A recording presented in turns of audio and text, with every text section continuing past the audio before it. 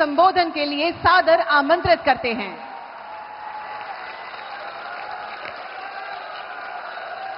द्वारकाधीश की, द्वारकाधीश की, द्वारकाधीश की। मंच पर उपस्थित गुजरात के लोकप्रिय मुख्यमंत्री श्रीमान भूपेंद्र भाई पटेल, संसद में मेरे सहयोगी गुजरात प्रदेश भारतीय जनता पार्टी के अध्यक्ष श्रीमान सी.आर. पाटिल, अन्य सभी महानुभाव और गुजरात के मेरे प्यारे भाइयों और बहनों, સૌથી પહેલા તો માતૃ સ્વરૂપા અમારી આહિર રાણીઓ એમણે જે ઓવારણા લીધા એમનો હું શ્રદ્ધાપૂર્વક આદરપૂર્વક પ્રણામ કરીને આભાર માનું છું।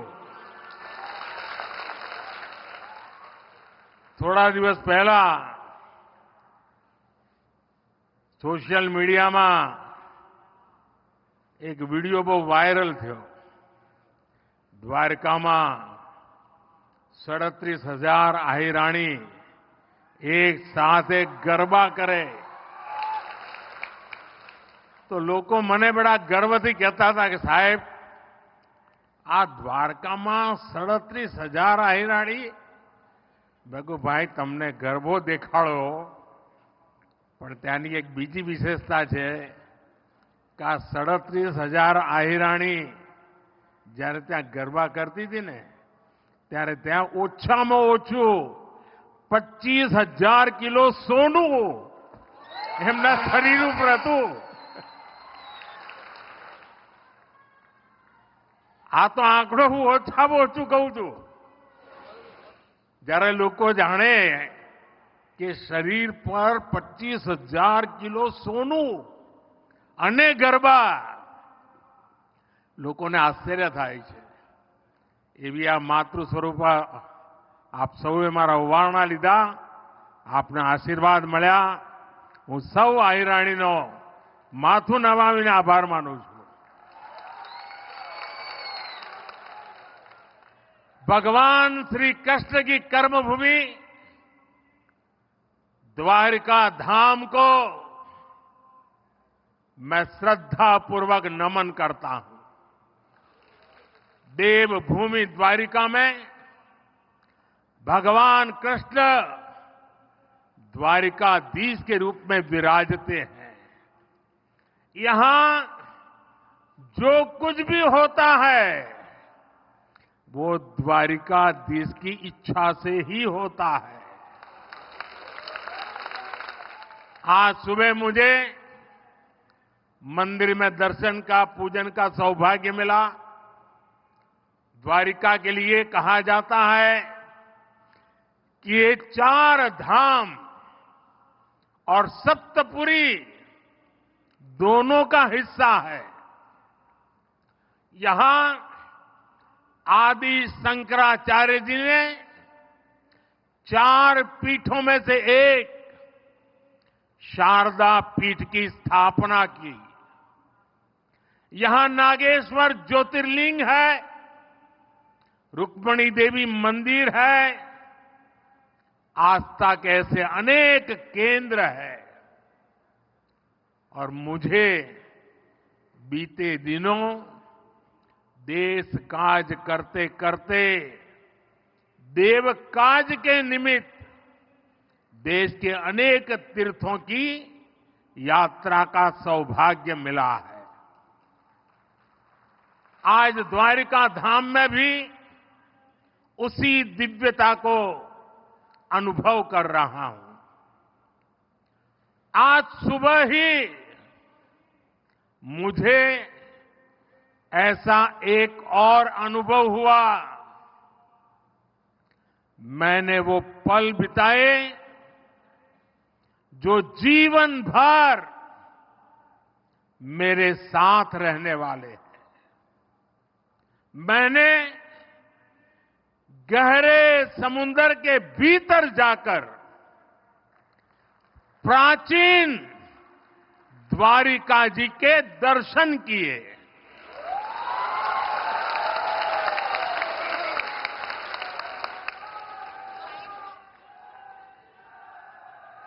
पुरातत्व के जानकारों ने समंदर में समाई उस द्वारिका के बारे में काफी कुछ लिखा है।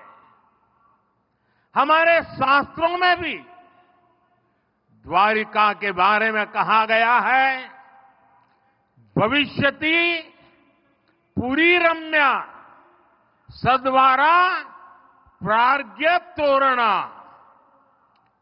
चयाट्टलाकल केयूरा पृथ्व्याम ककूदोपमा, अर्थात सुंदर द्वारों और ऊंचे भवनों वाली ये पुरी पृथ्वी पर शिखर जैसी होगी।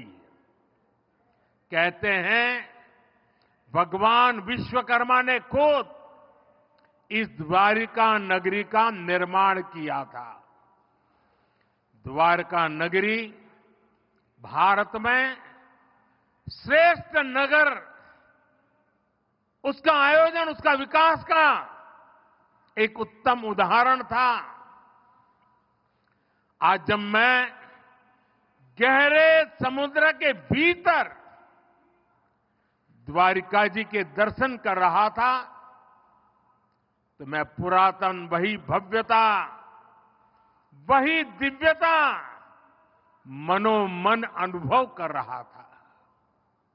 मैंने वहां भगवान श्री कृष्ण को, द्वारिकाधीश को प्रणाम किया, उन्हें नमन किया। मैं अपने साथ मोर पंख भी ले कर गया था, जिसे मैंने प्रभु कृष्ण का स्मरण करते हुए वहां अर्पित किया। मेरे लिए कई वर्षों से, जब मैंने पुरातत्वविदों से ये जाना था, तो एक बहुत बड़ी जिज्ञासा थी।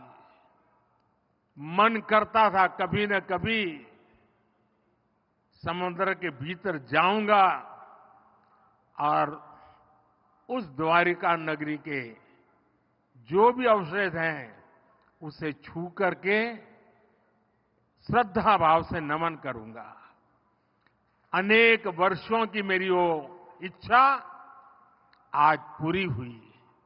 मेरा मन बहुत गदगद है, मैं भाव विभोर हूं। दशकों तक जो सपना संजोया हो और उसे आज उस पवित्र भूमि को स्पर्श कर करके पूरा हुआ होगा, आप कल्पना कर सकते हैं मेरे भीतर कितना अभूत आनंद होगा। साथियों, 21वीं सदी में भारत के वैभव की तस्वीर भी मेरी आंखों में घूम रही थी और मैं लंबे समय तक अंदर रहा। मैं समुद्र द्वार और आज के यहां देर आई आने में उसका कारण भी मैं अंदर काफी देर रुका रहा। मैं समुद्र द्वारका के उस दर्शन से विकसित भारत के संकल्प को और मजबूत करके आया हूं। साथियों, आज मुझे सुदर्शन सेतु के लोकार्पण का भी सौभाग्य मिला है।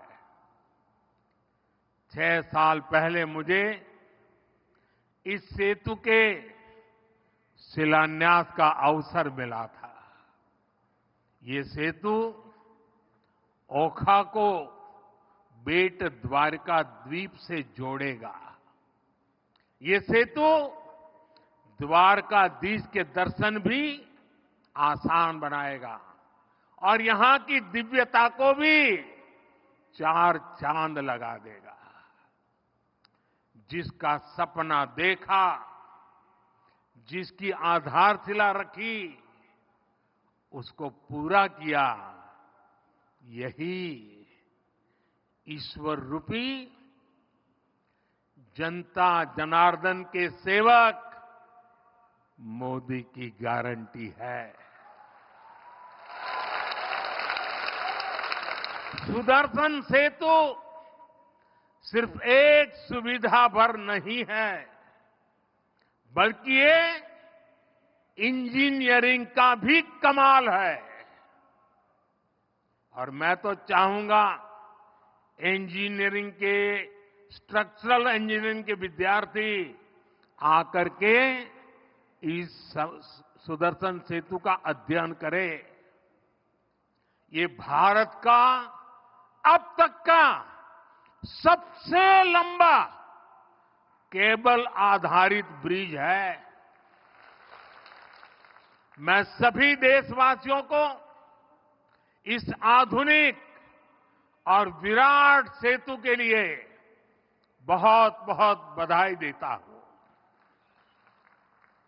અને આજે જ્યારે આવડું મોટું કામ થાય છે ત્યારે એક જૂની વાત યાદ આવે છે। રશિયામાં અસ્ટ્રાખાન નામનું એક રાજ્ય છે। ગુજરાત અને અસ્ટ્રાખાન સાથે સિસ્ટર સ્ટેટનો આપણો નાતો છે। તો જ્યારે હું મુખ્યમંત્રી હતો ત્યારે રશિયાના એ અસ્ટ્રાખાન રાજ્યમાં એમણે મને નિમંત્રણ આપ્યું, હું ગયો હતો। અને જ્યારે ત્યાં ગયો તો મારા માટે આશ્ચર્ય હતું કે ત્યાં જે સારામાં સારી બજાર હોય, મોટામાં મોટો મોલ હોય, તો એનું નામ ઓખા ઉપર જ હોય। બધાના નામ પર ઓખા। મેં કહ્યું કે ઓખા કેમ રાખ્યું છે? તો સદીઓ પહેલા આપણા લોકો અહીંથી વેપાર માટે ત્યાં જતા અને અહીંથી જે ચીજો જાય એને ત્યાં ઉત્તમમાં ઉત્તમ ચીજો માનવામાં આવતી। એના કારણે જે સદીઓ પછી પણ ઓખા નામની દુકાન હોય, ઓખા નામનો મોલ હોય, તો ત્યાંના લોકોને લાગે કે આ ખૂબ ઊંચી ગુણવત્તાવાળી વસ્તુ અહીંયા મળે છે। એ જે સદીઓ પહેલા આ મારા ઓખાની જે આબરૂ હતી ને, આ સુદર્શન સેતુ બન્યા પછી ફરી એકવાર દુનિયાના નકશામાં મારું ઓખા ચમકવાનું છે। साथियों, आज जब मैं सुदर्शन सेतु को देख रहा तो कितनी ही पुरानी बातें भी याद आ रही है। पहले द्वारका और बेट द्वारका के लोगों को, श्रद्धालुओं को फेरी बोट पर निर्भर रहना पड़ता था। पहले समंदर और फिर सड़क से लंबा सफर करना पड़ता था। यात्रियों को परेशानी होती थी और अक्सर समंदर की ऊंची लहरों के कारण कभी कभी बोट सेवा बंद भी हो जाती थी। इससे श्रद्धालुओं को बहुत परेशानी होती थी। जब मैं मुख्यमंत्री था तो यहां के साथी जब भी मेरे पास आते थे तो ब्रिज की बात जरूर करते थे। और हमारे शिव हमारे पबूबा, उनका एक एजेंडा था कि ये काम मुझे करना है। आज मैं देख रहा हूं कि पबूबा सबसे ज्यादा खुश है।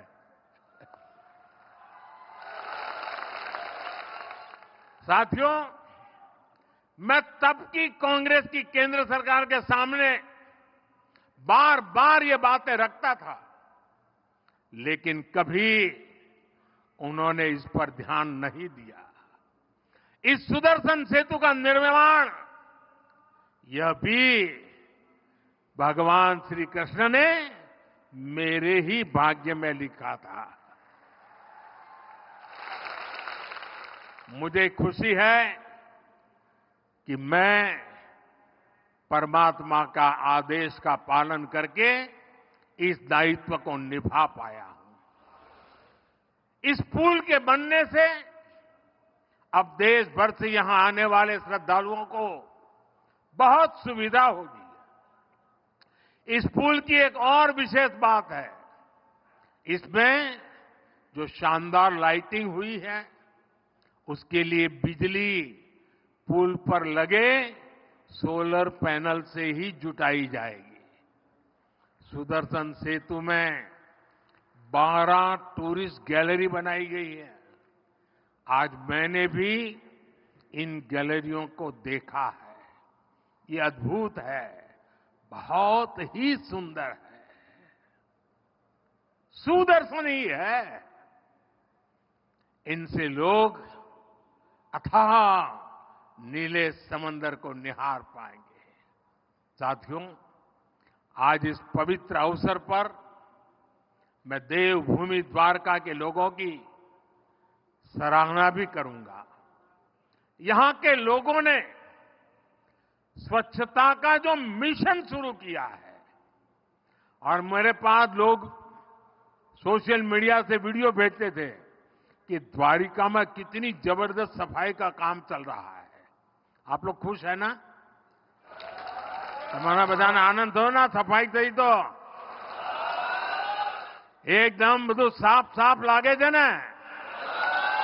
પણ હવે તમારી જવાબદારી શું?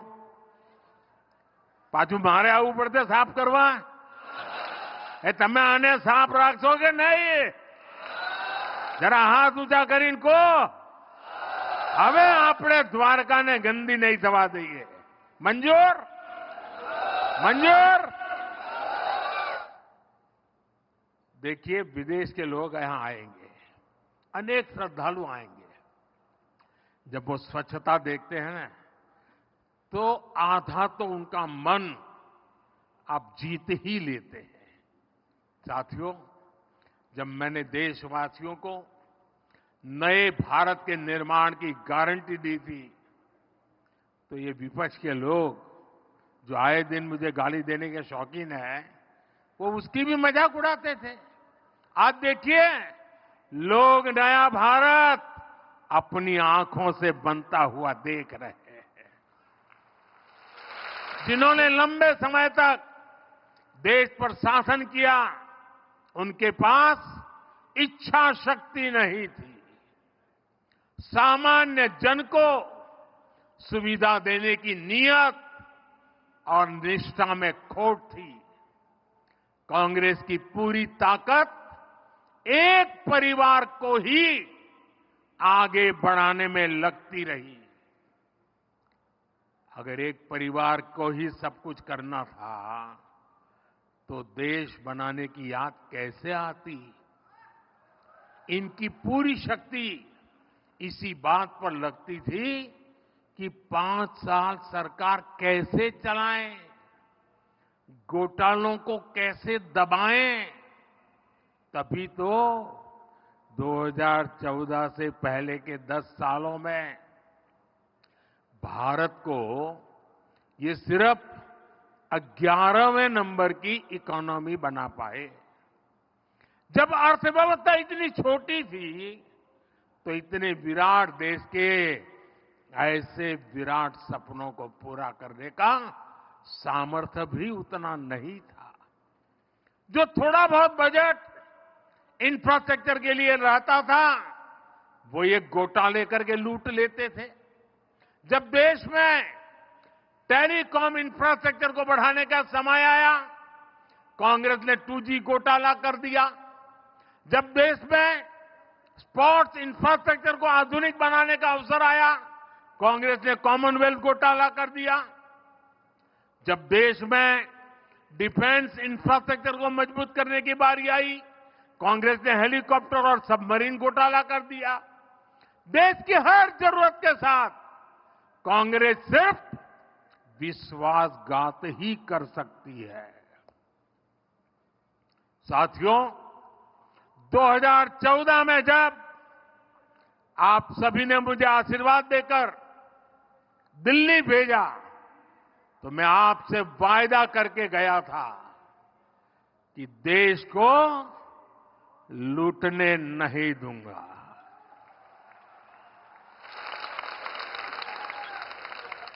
कांग्रेस के समय में जो हजारों करोड़ के घोटाले होते रहते थे, वो सब अब बंद हो चुके हैं। बीते 10 वर्षों में हमने देश को दुनिया की 5वें नंबर की आर्थिक ताकत बना दिया और इसका परिणाम आप पूरे देश में ऐसे नव्य, भव्य और दिव्य निर्माण कार्य देख रहे हैं। एक तरफ हमारे दिव्य तीर्थ स्थल आधुनिक स्वरूप में सामने आ रहे हैं, तो दूसरी तरफ मेगा प्रोजेक्ट से नए भारत की नई तस्वीर बन रही है। आज आप देश का ये सबसे लंबा केबल आधारित सेतु गुजरात में देख रहे हैं।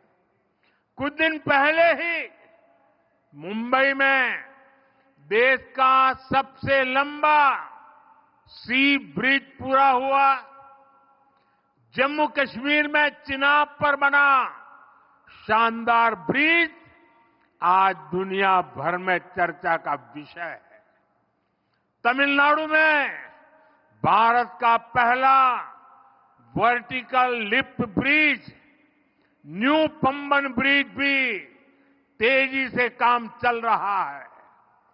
असम में भारत का सबसे लंबा नदी सेतु भी बीते 10 वर्ष में ही बना है। पूरब, पश्चिम, उत्तर, दक्षिण चारों तरफ ऐसे बड़े निर्माण हो रहे हैं। यही आधुनिक कनेक्टिविटी समृद्ध और सशक्त राष्ट्र के निर्माण का रास्ता है। साथियों, जब कनेक्टिविटी बढ़ती है, जब कनेक्टिविटी बेहतर होती है, तो इसका सीधा प्रभाव देश के पर्यटन पर पड़ता ही है। गुजरात में बढ़ती हुई कनेक्टिविटी राज्य को बड़ा टूरिस्ट हब बना रही है। आज गुजरात में 22 सेंचुरीज और 4 नेशनल पार्क हैं। हजारों वर्ष पुराने पोर्ट सिटी लोथल की चर्चा दुनिया भर में है। आज अहमदाबाद शहर, रानी की वाव, चांपानेर और धौलावीरा वर्ल्ड हेरिटेज बन चुके हैं। द्वारका में शिवराजपुर का ब्लू फ्लैग बीच है। वर्ल्ड हेरिटेज सिटी अहमदाबाद है। एशिया का सबसे लंबा रोपवे ये हमारे गिरनार पर्वत पर है। गिर वन, एशियाटिक लायन ये हमारे गिर के जंगलों में पाए जाते हैं। दुनिया की सबसे ऊंची प्रतिमा सरदार साहब की स्टैच्यू ऑफ यूनिटी गुजरात के एकता नगर में है। रणोत्सव में आज दुनिया भर के पर्यटकों का मेला लगता है। कच्छ का धोरडो गांव दुनिया के सर्वोत्तम पर्यटन गांवों में गिना जाता है। नड़ाबेट राष्ट्रभक्ति और पर्यटन का एक महत्वपूर्ण केंद्र बन रहा है। विकास भी, विरासत भी, इस मंत्र पर चलते हुए गुजरात में आस्था के स्थलों को भी संवारा जा रहा है।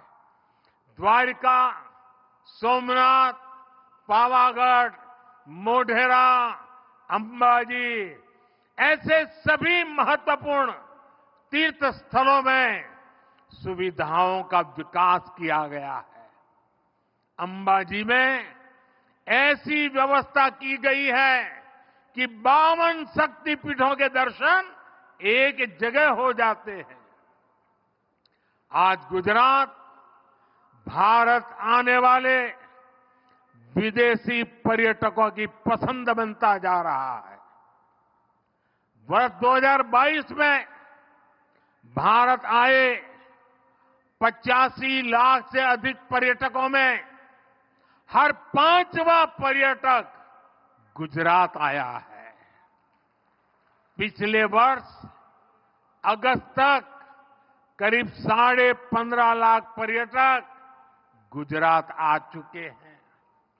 केंद्र सरकार ने विदेशी पर्यटकों को जो ई वीजा की सुविधा दी है, उसका भी लाभ गुजरात को मिला है।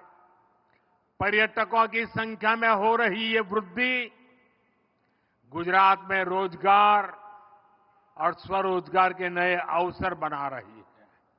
साथियों, मैं जब भी सौराष्ट्र आता हूं, यहां से एक नई ऊर्जा लेकर जाता हूं। सौराष्ट्र की ये धरती संकल्प से सिद्धि की बहुत बड़ी प्रेरणा है। आज सौराष्ट्र का विकास देखकर किसी को भी एहसास पहले कभी नहीं होगा कि पहले यहां जीवन कितना कठिन हुआ करता था। हमने तो वो दिन भी देखे हैं जब सौराष्ट्र का हर परिवार, हर किसान बूंद बूंद पानी के लिए तरसता था। यहां से लोग पलायन करके दूर दूर पैदल चले जाते थे। जब मैं कहता था कि जिन नदियों में साल भर पानी रहता है, वहां से पानी उठाकर सौराष्ट्र और कच्छ में लाया जाएगा, तो ये कांग्रेस के लोग मेरी मजाक उड़ाते थे। लेकिन आज सौनी ये एक ऐसी योजना है जिसने सौराष्ट्र का भाग्य बदल दिया है। इस योजना के तहत 1300 किलोमीटर से अधिक की पाइपलाइन बिछाई गई है। और पाइपलाइन भी छोटी नहीं है, पाइप के अंदर मारुति कार चल जा सकती है। इसके कारण सौराष्ट्र के सैकड़ों गांवों को सिंचाई का और पीने का पानी पहुंच गया है। अब सौराष्ट्र का किसान संपन्न हो रहा है, यहां का पशुपालक संपन्न हो रहा है, यहां का मछुआरा संपन्न हो रहा है। मुझे विश्वास है आने वाले वर्षों में पूरा सौराष्ट्र, पूरा गुजरात सफलता की नई ऊंचाई पर पहुंचेगा। द्वारकाधीश का आशीर्वाद हमारे साथ है। हम मिलकर सौराष्ट्र को, गुजरात को विकसित बनाएंगे। गुजरात विकसित होगा, भारत विकसित होगा। एक बार फिर इस भव्य सेतु के लिए मैं आप सभी को हृदय से बहुत बहुत बधाई देता हूं, आपका अभिनंदन करता हूं। और अब मेरी द्वारका वालों से प्रार्थना है, अब आप अपना मन बना लीजिए। दुनिया भर से टूरिस्ट कैसे ज्यादा से ज्यादा आए, आने के बाद उसको यहां रहने का मन करे।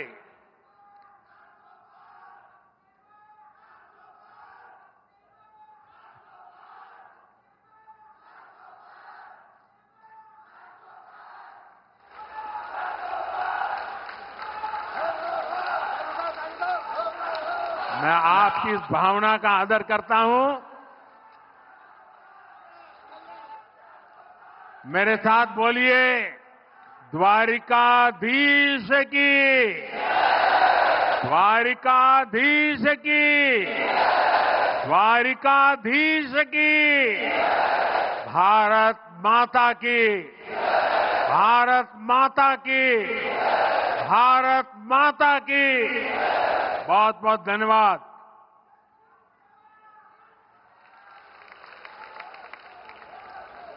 माननीय प्रधानमंत्री